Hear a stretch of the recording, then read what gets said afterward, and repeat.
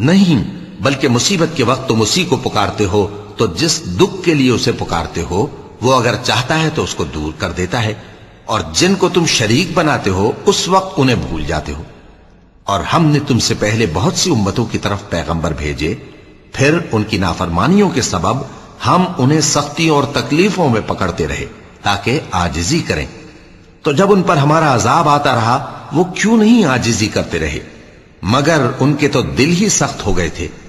اور جو کام وہ کرتے تھے شیطان ان کو ان کی نظروں میں آراستہ کر دکھاتا تھا۔ پھر جب انہوں نے اس نصیحت کو جو ان کو کی گئی تھی فراموش کر دیا تو ہم نے ان پر ہر چیز کے دروازے کھول دیے، یہاں تک کہ جب ان چیزوں سے جو ان کو دی گئی تھی خوب خوش ہو گئے تو ہم نے ان کو ناگہاں پکڑ لیا، اور وہ اس وقت مایوس ہو کر رہ گئے۔